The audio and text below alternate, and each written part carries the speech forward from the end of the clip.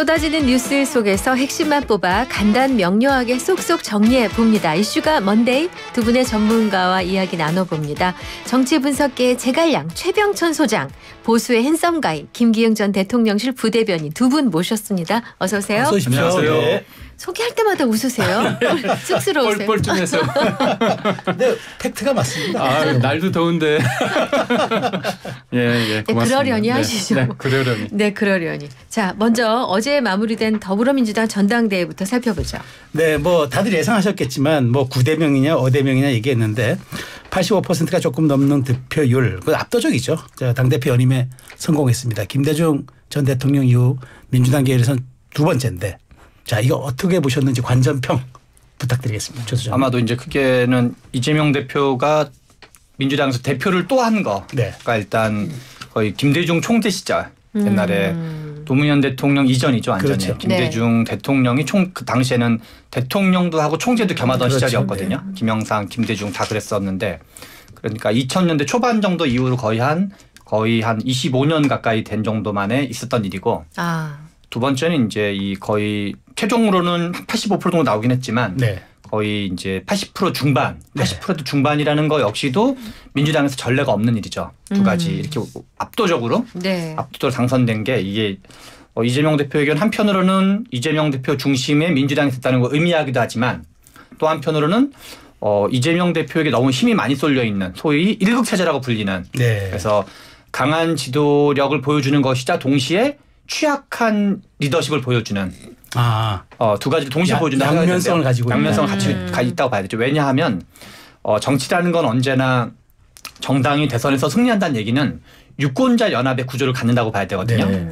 2016년 총선에서 민주당이 이제 간신히 그때 이기고 국민의힘이 박근혜 대통령 시절에 123석 대 122석으로 총선을 이긴 적이 있었거든요. 근데 그거를 좀 어떻게 표현할 수 있냐면 당시 국민의힘, 그러니까 지금 뭐 당명은 당시 새누리당이었지만 그냥 편의상 국민의힘이라 표현하면 박근혜 대통령이 좋아서 지지하는 분도 있었지만 김무성 대표가 좋아서 지지하는 사람이 있고 유승민 원내대표가 좋아서 지지하던 사람도 있던 거거든요. 그런 게 합쳐져서 투표권을 이루고 있다고 봐야 되거든요. 그래서 국민의힘도 유권자 연합인 거고 민주당도 유권자 연합인 거거든요. 그렇죠. 그래서 항상 유권자라는 건 단색으로 존재하는 게 아니라 스펙트럼 연합으로 존재한다고 봐야 돼요. 그래서 적당하게 다양하면서 적당하게 단결해야 되는 그런 약간 모순된 과제를 항상 어느 정당이나 가지고 있는 건데 너무 단색으로 가면 그 나머지 유권자 연합이 이탈할 가능성이 생기고 너무 또 하면 이게 콩가루가 될 수도 있거든요. 색깔이 너무 다양하면 또 야, 저 당은 콩가루냐? 뭐 이렇게 서열도 없고 위계도 없고 맨날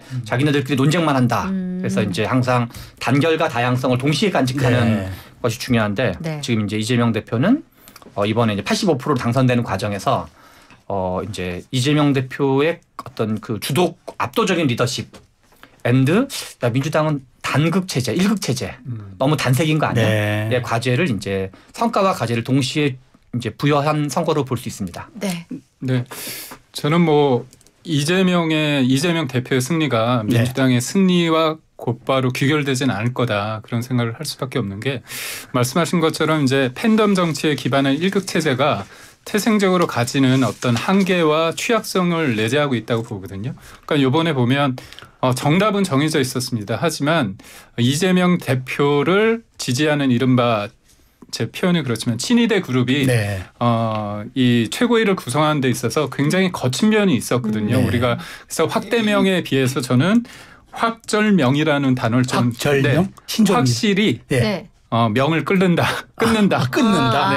절멸한다. 그러니까 뭐냐면 결국 정봉주 후보에 대한 얘기인데요. 그러니까 같이 하지만 결이 다르거나 그다음에 자기에 대한 어떤 비판이 있으면 알아서 처리해 준다. 그러니까 이런 부분이 결국은 그 일극 체제의 어떤 수치상으로는 굉장히 80몇 %, 그다음에 모든 사람들이 친명 체제 이게 굉장히 그럴싸해 보지만 그만큼 위기의식이 있다는 거죠. 그러니까 사법 리스크를 앞두고 조금의 틈도 보이면 안 되고 뭔가 구심점이 될 만한 사람들은 다 쳐내린다는 그런 어떤 다급함과 절실함과 그런 것들이 저는 있었다. 결국 그렇기 때문에 숫자는 화려하지만 상황, 그러니까 좀 깊이 들여다보면 굉장히 위기의식을 동반하고 있다. 네. 그렇기 때문에 본 라운드는 어떻게 본다면 10월 이후다. 그렇게 보고 있습니다. 네, 10월 이후 찬바람이 불면 또 나왔어요.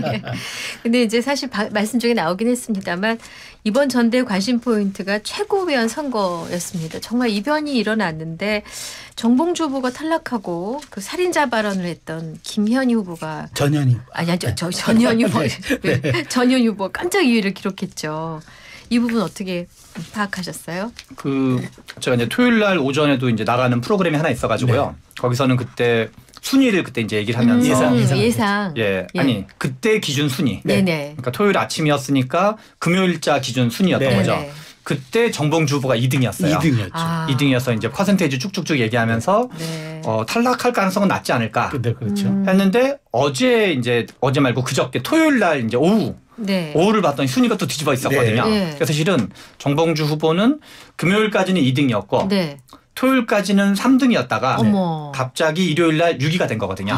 그러니까 탕탕탕 계속 이렇게 계단 순위가 계속 떨어졌다 그럴까요? 네. 그래서 이 토요일 날 오후랑 일요일 날 바뀐 게 원래 토요일까지만 해도 김민석 후보가 이제 1위였고 네. 그다음에 이제 그 2위는 김병주 후보였고 네. 토요일까지. 토요일까지 네. 그랬죠. 그다음에 정봉주 후보가 3위 하다가 이게 이제 한 쫙 다 바뀌었거든요. 네, 네. 그래서 네. 토요일 오전까지의 관전 포인트는 이현주 후보랑 그러니까 이제 우리 이제 전현희 후보 예. 두 분이 바로 그 전날 금요일까지만 해도 0.02% 차이였어요. 맞아요. 네. 예. 그런데 이미 토요일 날 뒤집어졌고 네. 어제는 이제 또 뒤집어져 가지고 그래서 오히려 이제 전현희 후보가 되냐 이현주 후보가 되느냐가 관전 포인트였다가 네. 두 분은 다 되고 오히려 정봉주 후보가 떨어지면서 이제 이현주 전현희 후보가 둘 다 된 거죠. 맞아요. 그래서 네. 그런 과정을 보면서 아마 저를 포함한 많은 사람들이 정봉주 후보가 5명 안에는 들어갈 것 같다. 네. 순위는 약간 차이가 있어도 다들 그렇게 예상을 했었어요. 그렇죠. 다들 그렇게 예상했었는데 확 떨어지는 거 보면서 일종의 뭐랄까 지난 총선 과정에서 소위 말하는 어떤 비명에 해당하는 분들이 여러 가지 이제 그 공천에서 배제되는 일이 네. 있었잖아요. 소위 이제 비명 행사라고 그렇죠. 불리는 그런 게 있었는데 현재 민주당의 주요한 당원들 또는 이제 어떤 이 유권자 구조, 당원 구조가 뭔가 이렇게 응징 투표를 아주 강하게 하고 있다. 그래서 그걸 좋게 보면은 이재명 대표를 확실히 밀어주려는 의도로 볼 수 있는 거고, 네. 이제 약간 비판적으로 보는 분들은 너무 좀 이제 이재명 대표의 팬덤에 다 이제 약간 색깔이 한 색깔 아니냐 이렇게 볼 수 있는 건데, 총선의 그 에너지 같은 게 그 어떤 이제 비명 계열은 좀 뭔가 배쳐가는 네. 그런 것이 이번에 다시 한번 이 당원들의 행동으로 다시 한번 드러났다는 게 좀 놀라운 일이고, 그리고 전현희 후보는 그것이 의도했는지 아닌지는 알 수 없으나 결과적으로는 이제 그 살인자 논란이 캠페인에는 큰 도움이 돼가지고 네.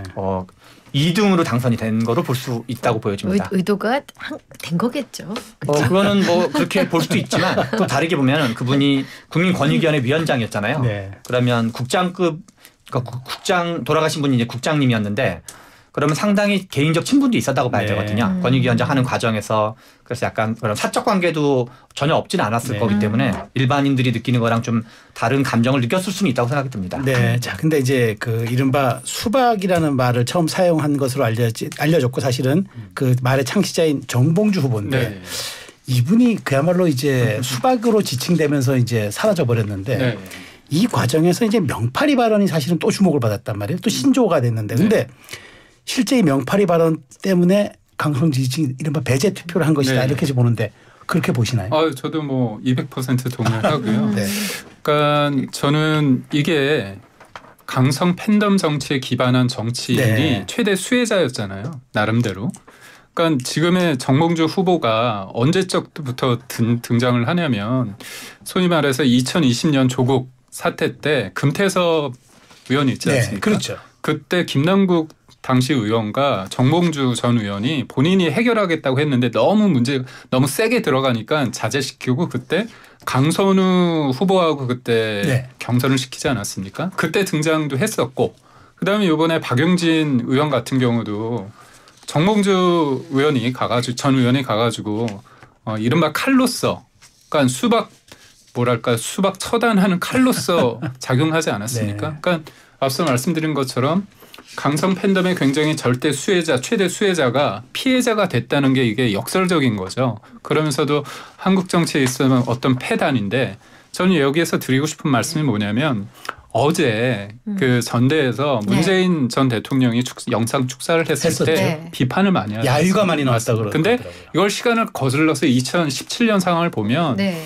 그때 이제 이른바 문바들이 안희정 지사나 그다음에 이재명 네. 그 성남시장을 엄청 공격을 했습니다. 그때 얘기가 나왔어요. 그때 이 문제 아니냐 18원 후원금하고 해가지고 그렇죠. 이거 문자 폭탄 문제 아니냐 했을 때 흥미를 더해주는 양념 같은 것이라고 양념 발언하셨죠. 네. 네. 그러니까 그때부터 해서 어떻게 보면 강성 팬덤에 대해서 문제 제기를 해서 바꿔야 되는데 그 팬덤이 조국 사태 거치면서 금태섭 의원 했죠. 박영진 했죠. 그다음에 요번에 문재인 전 대통령 입장에서도 강성 팬덤한테 공격당한 거 아닙니까? 결국 거죠. 이게 다 네. 이어지는 거예요. 그래서 제가 볼 때는 이게 증오와 분열의 어떤 언어를 쓰면서 굉장히 지금 덥기도 한데 정치의 온도를 언어의 온도를 좀 낮춰야 되거든요. 근데 여전히 이런 식으로 힘을 딱 하니까 결과가 나오는 거 아닙니까? 네. 그게 저는 되게 좀 약간 무섭더라고요. 그러니까 이게 한두 명이 이게 짝짝꿍 해가지고 되는 게 아니라 이 수많은 사람들이 물론 그걸 좋게 표현하면 집단 시성일 수도 있겠죠. 하지만 제가 볼 때는 이른바 누군가 이렇게 지시를 하면 뭔가 이렇게 일사불란하게 되면 나쁜 의미의 역동성이 좀 보이더라고요. 그런 의미에서 저는 이 강성 팬덤의 어떤 수혜자가 있을 수 있고 피해자가 있을 수 있는데 저는 이재명 대표 또한 거기에서 예외일 수 없다고 보거든요. 네. 그래서 중도 정치와 어떤 책임 정치를 구현하고자 한다면 이 부분에 대해서도 일정 부분 거리를 둬야 되지 않을까 싶습니다. 네. 근데 이재명 대표가 입장에서 보면은 사실 뭐 우파의 비판은 차치하고라도 자신의 진영 내에서의 걱정 때문에 그렇지 않다. 난 잘할 수 있다라는 걸 보이고 싶어 할 것 같거든요. 이 먹사니즘 뭐 띄워준다든가. 먹사니즘 이전에 네. 제가 보기에 이 강성 팬덤을 한국 정치의 뉴 노멀로 일단 좀 봐야 될 것 같아요.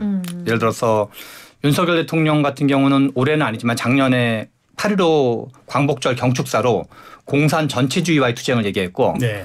이번에 이제 고용노동부 장관으로 하시는 김문수 씨 같은 경우는 노무현은 문재인 대통령에 대해서 당시 현직일 때 문재인 대통령은 김일성주의자다, 총살감이다.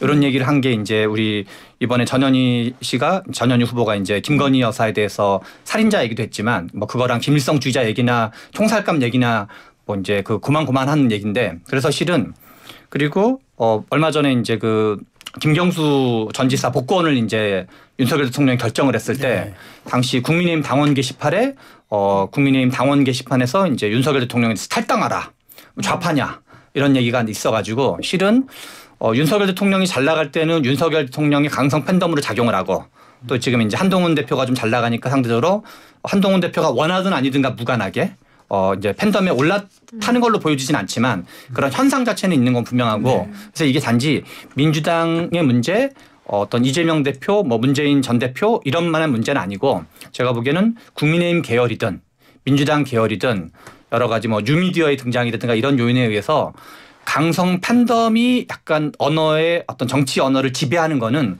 제가 보기엔 이 자체가 옳다 그러다와 무관하게 일단은 뉴노멀인 것 같다. 네. 다만 조금 구분할 거는 강성 팬덤은 하나의 정치 현상으로 존재하는 건데 지도자가 여기에 올라탈 거냐 말 거냐 좀 구분할 필요가 있죠.